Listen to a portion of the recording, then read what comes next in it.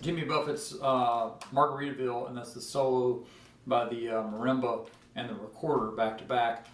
It's a really cool thing to put on guitar because we can incorporate some use of some triads over the chords as well as thirds in the key of D. So it's going to be a little bit long on the theory, but let's walk through the chord progression as well as the key center that we're in and how to incorporate those thirds. So if we look at the chord chart,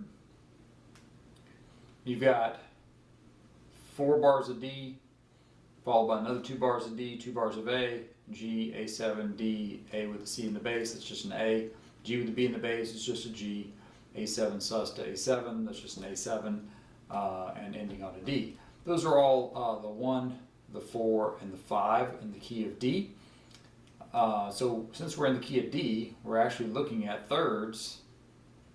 Let's see if I can find that for us there. We want to look at thirds in the key of D. So we're going to start with the thirds in the major key, and we're going to be using our A structures. So if we're looking at a D chord, if you guys know this bar chord, we're going to take just these 2 notes out of the bar chord, and that's from the harmonized scale. That's your major third. I'm going to alternate colors so you can see the minor third, walking back up to the major third, or sorry, the minor 3 chord. Then we're going to go to the major 4 chord, then the major 5 chord. And at this point we've kind of run out of room, but that gives you the 1, the minor 2, the minor 3, the 4, and the 5 out of the key. And then going behind the key, we could also pick up, well, we'll talk about this one separate. I'm going to actually talk about this being an A chord, but we're going to pick up this structure on the tail end of it, but this is our home bass starting with the D. We'll talk about this structure in a moment. So that's the thirds in the key of D major. You can also find those thirds on the top strings, and I'll go over those at the end of the lesson, but that'll give us the primary place where the marimba is taking a solo. So from there, if we're looking at the transcription, we actually have, and I zoomed in on this in the intro, but I'm basically coming off that D chord, these top 2 notes here, the root and the third, and that goes to your minor 2 chord. And we repeat that, and we do it again. There's your major 4 chord, 12th fret. I'll talk about this one earlier in the video. That's actually, it is still part of the thirds in the key of D, but it's actually, he's landing on the A chord. You see that right square in the A chord, so I think of that as targeting the A chord for that specific part of the song. Moving on from there, that gives you the intervals of a third and how you could use those. And you can mix those up any way you want to kind of make some melodies, but that's where that marimba solo is coming from.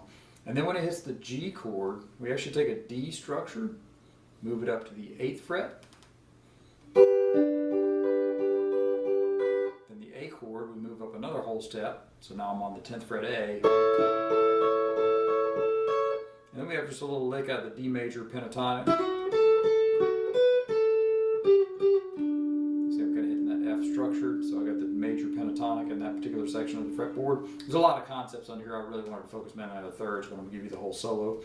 And then from that chord, we're just going to take that down to thirds on the top 2 strings. So we have a different set of intervals for the top 2 strings.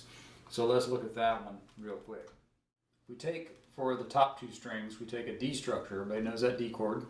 We're going to take the top 2 notes at the root and the third, and we're going to harmonize that. So that's our 1 chord. We're going to go to the 2 chord based on the D minor structure. You can see a D minor structure here. Then we go up to the 3 chord minor. Sorry, I should do that alternating colors so you can see that better. And then we're going to go to the major 4 chord, the major 5 chord. Now this one we got plenty of room to stretch out, so we can go a little further if we want. We could get the minor 6, the diminished 7, which will actually still be a minor interval, back to the actual key center. There's back to D major. So that's the harmonized scale we're looking at here. Again, we're connecting the dots diagonally, and I've alternated colors to make those a little easier to see. We're just using this top set here, the 1, the minor 2, the minor 3, and the 4 chord. That's kind of where we're going to start. So if you'll imagine those shapes, that's where the next section of the song comes from. So for the next section of the song, when he hits that A7 chord, he's going to take the top, and then right before the D chord, and ends on the root. There's your D chord, you can see it, right? So that'll give you the whole marimba solo. It's a really nice use of thirds, also some chordal triad concepts, which are nice to solo out of, and a little bit of major pentatonics. If you have questions about that, reach out to me at eric@thefretfeed.com, or I'm also available for private lessons. You can reach me at my website, thefretfeed.com. And then hope that gave you something to work towards, a little fun song to play. Feel free to improvise over some of those concepts too, make some of your own melodies, and kind of learn to be nimble on your feet and do something with the concepts out of your own creativeness. That's kind of a fun way to learn how to play over chord changes and melodies like this. So I'll see you on the next lesson. Thanks.